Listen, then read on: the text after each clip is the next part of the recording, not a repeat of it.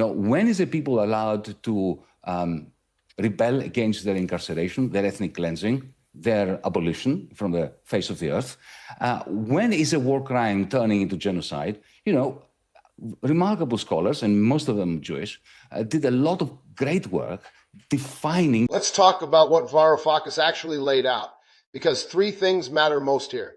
The JCPOA was working. Cameras, sensors, inspectors on the ground. Obama struck a verified deal with Iran in 2015. Trump tore it up not over intelligence failures, but because Israel asked him to, and because it had Obama's name on it. Now, the best Trump can hope for is something close to the deal he destroyed. The nuclear double standard. Israel has violated every non-proliferation treaty in existence. Nobody talks about it. Iran hasn't invaded a neighbor in modern history and was invaded by Iraq with Western-backed chemical weapons that killed 500,000 people. Context keeps getting erased. No plan A, no plan B. Trump got pushed into this by Netanyahu's promise that decapitating leadership would trigger a popular uprising. It didn't happen. Iran responded with asymmetric warfare instead, closing the strait, hammering Gulf energy output. Completely predictable, and somehow nobody in the Pentagon saw it coming. Meanwhile, the national debt just crossed $38.9 trillion. Defense spending is pushing toward $1 trillion. Gas is $4.40 a gallon. Working families are paying the invoice for a war with no defined victory. This wasn't a debate. It was an autopsy. Subscribe to Truth Review. We follow the receipts every time. Well, look, I am a very fierce opponent of nuclear weapons. I was, back in the time when I lived in Britain, I was a paid-up member of CND. So I'm never going to support anyone's right to own or to develop a nuclear weapon. But we live in a world where, the West is so complicit and so duplicitous. On the one hand, you have Israel that has violated every nuclear proliferation or anti-proliferation treaty there is. Nobody's talking about the nuclear weapons that Israel has. Well, they don't even admit having them, do they? Indeed. So they've broken every rule and regulation. Nobody's talking about it. Now, Piers, I don't think that Iran wants to develop a nuclear weapon. I mean, the previous Khamenei, the elder, the late Khamenei, I should say, took out a fatwa. I believe it was genuine. My understanding of what the Iranian government wants is they want to maintain their sovereign right to enrich uranium so that, if needs be, they can have a bomb. But they don't want to have a bomb because they've seen what happened. But isn't that a large leap of faith, though, in a regime which, I mean, at best, this is a regime, it may well be a functioning regime, but it's unbelievably repressive to its own people. I think it's undeniable that it has funded and provided arms to Hezbollah, to the Houthis, to Hamas over the last 2 decades more. This is a very unpleasant regime which has promoted terrorism around the world and terrorized its own people. I mean, let's not get too ahead of ourselves, surely, in sort of saying, well, actually, they're not that bad, so therefore we should trust them about the enriched uranium, which they're enriching at quite a rate. We should trust them about other areas of how they go about their business. Should we? Well, let me answer in 2 points, with 2 points. The first one is you should never trust anyone, especially when it comes to nuclear weapons. You should trust and verify. But I remember the short stint I had in government, I also had the honor of having a brief discussion with Barack Obama in the White House. And this was in April 2015. I wanted to talk to him about Greece's debt disaster and our awful economic crisis. He didn't want to talk to me about that. He wanted to talk to me about how proud he was of his deal with Iran and with the European Union. Because that deal, you will recall, included extremely arduous verification processes. All the Iranian facilities would have been open for inspection by international inspectors. There would be cameras, there would be sensors, there would be everything that is necessary in order to trust and verify. So that's the first part of the question. Ironically, isn't it terribly ironic that if you think about it, the best that Donald Trump can get now is something like that agreement that Obama had already struck with the Iranians and the Europeans, and the Germans were really very, very gung-ho about it, including Angela Merkel, the chancellor at the time. and which then Donald Trump, the moment he was elected, not because he had any strong opinions about this, he just wanted to bring down anything that Obama had done, and it was a direct request by Israel. But the second thing I want to say, allow me, I need to say that Iran is the only country that has not invaded any of its neighbors. It was invaded brutally by Iraq. That invasion saw 600,000 people die in Iran. Chemical weapons were used with the acknowledgement of support or, turning a blind eye of the West. The Houthis, the Hamas, the Hezbollah, partisans, guerrillas, call them terrorists, call them whatever you want. I don't call them terrorists. That Iran did support, where they are how shall I put it? They are movements that sprang out of many years of mishandling of the Middle East, let's put it very mildly, by the West. I mean, Hezbollah would never have happened. It would never have existed if Israel had not brutally invaded Lebanon in 1982. And then the Iranians supported them and funded them. Now, do you consider Hezbollah to be terrorists? Well, if you come from the Israeli side, yes. If you come from the Shiite population of South Lebanon, you consider them to be a lifeline. So, let's be nuanced about that. But when you say, but Yanis, when you say that Hamas are not terrorists, I mean, what we all witnessed on October the 7th was 3,000 people charging over a border and committing heinous acts of terror against any civilians they could get their hands on. And some military, but predominantly civilians. They were kidnapping babies, they kidnapped Holocaust survivors, they slaughtered young people at a music festival, they were bombing, setting fire to things, and so on. This is surely the most blatant act of terrorism imaginable. Why would you not categorize Hamas, at the very least post-October 7th, as terrorists? I consider those to be hideous and heinous war crimes. And there's no two way about that. But why not terrorism? Well, because you see, I have a problem with terrorism because, the IRA used to be terrorist until we had the Good Friday Agreement. And then they became partners in peace.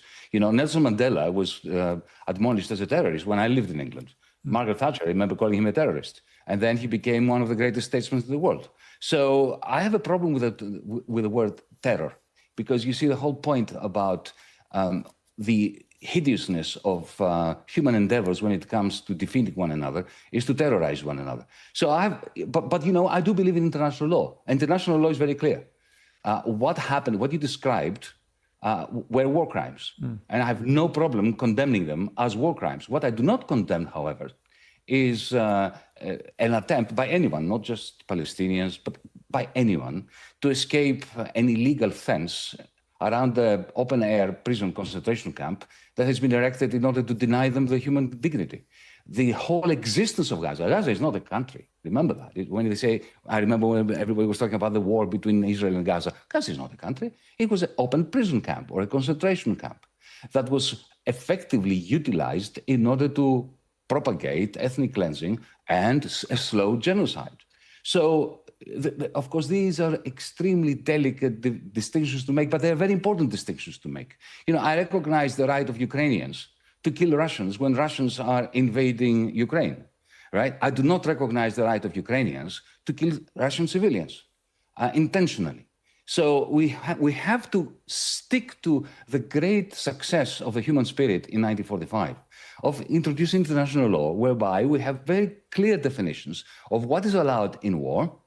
When is a people allowed to rebel against their incarceration, their ethnic cleansing, their abolition from the face of the earth? When is a war crime turning into genocide? Remarkable scholars, and most of them Jewish, did a lot of great work defining those limits. That has it. The third question people raise is, now the war is at the stage it's at, a month in, is it not essential for the future of the region, of the wider world, that Israel and the United States win that war? What do you say to people that argue that? In other words, the lesser of two evils.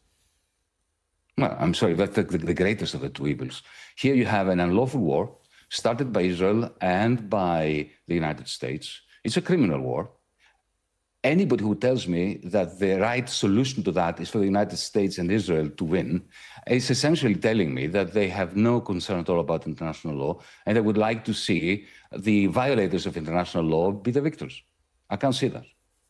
What do you think is going to happen here, Yanis? Because, like I said at the start, I think Trump has made a big miscalculation. I think he was urged into doing this by Benjamin Netanyahu, who told him the people will rise up once we decapitate the leadership. We've got them all in our sights. We can take out the Ayatollah and then the rest will follow.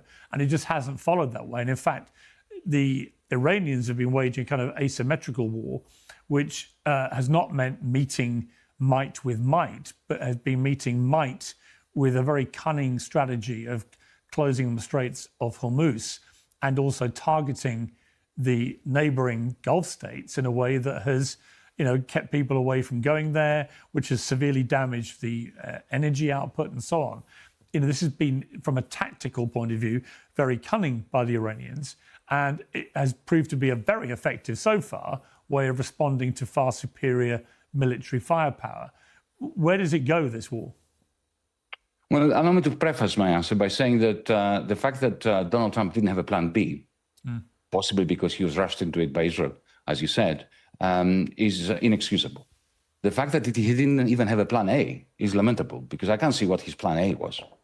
And finally, the manner in which he's flip-flopping from calling for negotiations to promising total destruction, as if this is going to create some kind of constructive ambiguity that will threaten the government of Iran. It won't. They've been preparing for this now for a very long time.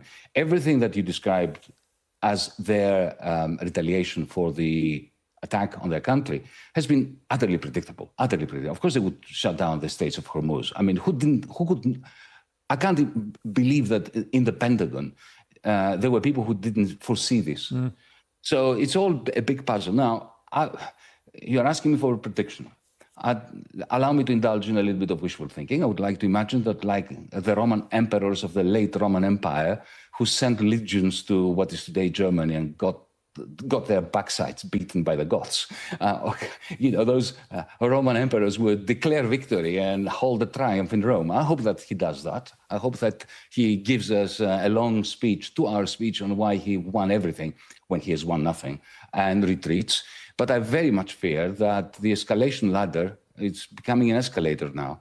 And if he puts boots on the ground, even with a limited mission of taking, let's say, an island or two, in order to start bargaining after that with the Iranian government, I very much fear that the escalation ladder is going to be climbed by the Iranians, who will use the Houthis in order to block Suez. And then we will go from a major crisis when it comes to the oil market and generally our economies to a catastrophe.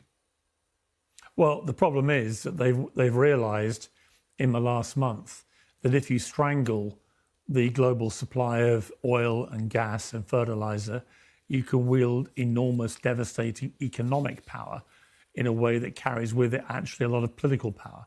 But didn't we know that, Piers? Didn't we all know that? Well, look, clearly there has been, I mean, I would have thought these were obvious things. We're told that obviously that the administrations say from America and Israel, they knew this would happen. They were surprised by the scale of it. I'm not sure why you would be. I'm honestly, I'm completely mystified how this now, why it started, how it plays out. The mission statements have changed every 10 seconds. I'm no longer even sure they know what their goal is or what victory looks like. And I do fear we are tripping into, in the same way it happened with Iraq and with Vietnam and all these other places, that you start with a few hundred troops go in, and before you know it, it's a full-scale hellhole. And it's very hard to extricate from that. And that's what worries me about where we are now, because I just don't think Donald Trump quite knows what to do. And that's a pretty scary reality for the president of the United States. Let's talk about what Varoufakis actually laid out, because this wasn't a typical cable news shouting match. This was an economist methodically dismantling the entire architecture of justification for this war, point by documented point, and Piers Morgan simply had no answer for most of it. Let's start with the JCPOA. Because Varoufakis didn't speculate about this deal, he was actually in the room. Back in April 2015, he had a meeting with Barack Obama in the White House, and Obama wanted to talk about one thing above everything else, how proud he was of the Iran deal. Cameras inside Iranian facilities, sensors everywhere, international inspectors with real access, and Germany's Angela Merkel fully on board. That deal was working exactly as designed. Then Trump tore it up. Not because intelligence agencies found a single violation, but because it had Obama's name attached to it and because Israel specifically asked him to scrap it. And here's the gut punch that Varoufakis landed perfectly. The best outcome Trump can hope for right now, after a month of war and a fractured global economy, is something that closely resembles the very deal he destroyed in the first place. Then there's the nuclear double standard that almost nobody in mainstream media wants to say out loud. Israel has violated every nuclear non-proliferation treaty that exists. They won't even publicly admit to possessing the weapons. Nobody demands accountability for that. Meanwhile, Iran, a country that has not invaded a single neighboring nation in modern history, gets treated as the singular nuclear threat to global stability. And there's context that keeps getting conveniently erased from this conversation. Iraq invaded Iran back in the 1980s. Somewhere between 500,000 and 600,000 Iranians died in that war. Chemical weapons were used against them while the West turned a blind eye. That trauma shaped Iranian strategic thinking for generations, and you cannot understand their current posture without understanding that history. And then there's the plan problem, which might be the most damning part of this entire exchange. Trump didn't have a backup plan, and lamentably, according to Varoufakis, he didn't even have an original plan to begin with. Netanyahu reportedly sold him on a fantasy: decapitate the leadership and the people will rise up, the regime will collapse. It didn't happen. Instead, Iran executed a calculated asymmetric strategy, closing the Strait of Hormuz, targeting Gulf energy infrastructure, a strategy that was entirely predictable to any serious analyst, apparently to everyone except the people actually running this war. So who's paying for all of this? The national debt has crossed $38.9 trillion. Defense spending is barreling toward a full $1 trillion annually. Gas is sitting at $4.40 a gallon. Fertilizer and shipping markets are fracturing globally, which means grocery prices are about to climb even further. Working families are footing the bill for a war where the objectives shift every 10 seconds and nobody inside the administration can clearly define what victory even looks like anymore. Varoufakis didn't perform outrage in that interview. He simply laid out the receipts and let the contradictions speak for themselves. Subscribe to Truth Review because we follow the money, we follow the facts, and we refuse to let the architects of disaster rewrite the story after the damage has already been done.